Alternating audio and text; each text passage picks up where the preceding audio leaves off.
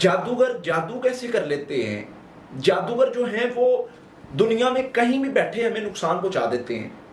वो पाकिस्तान में बैठे हों, वो हिंदुस्तान में बैठे हों, वो बांग्लादेश में बैठे हों, वो कहीं अफ्रीका में बैठे हों, जो जादू करवाने वाला है वो उनसे कांटेक्ट करता है, वो हमारी चीज़ें प्रोवाइड करता है उसको, और वो जादू कर देता है। और हम जो है वो कहीं भी बैठे हुए हमें नुकसान होना शुरू हो जाता है, हमें मसले बनने शुरू हो जाते हैं।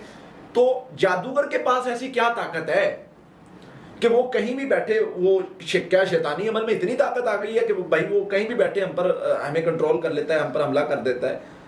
जादूगर करते हैं शैतान की इबादत, जादूगर करते हैं कुछ शिरकिया अमल करते हैं। जादू जो है वो कुफर करने के बाद ही इंसान सीख सकता है। जादू एक अपनी जगह पे कुफर है और वो सीखता है, उसको मिलता है जो यानी शैतान की इबादत करता है।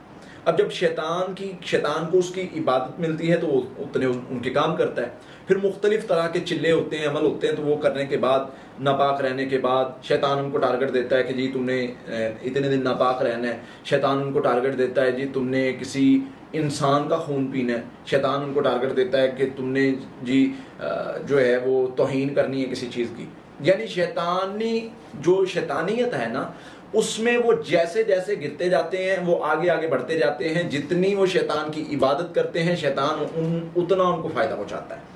जितना बड़ा जादूगर होगा वो उतना ही खबीस होगा, वो उतना ही गिरा हुआ होगा और उसने उतने ही लाइन काम किए होंगे।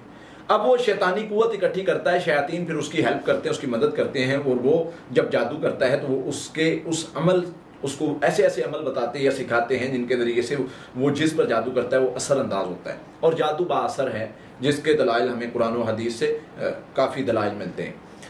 अब जादूगर जो है वो उसने शैतानी कुव्वत इकट्ठी कर ली इस तरह के खबीस अमल करने के बाद, फिर उसके बाद वो जो है वो उसके बाद अपना वो जादू करना शुरू कर देता है। शयातीन से उसकी मामनत बन जाती है, शयातीन उसकी मामनत करते हैं। वो जादूगर जो है वो उसका यानी जितना वो जादू करता जाता है उतना वो आगे बढ़ता जाता है।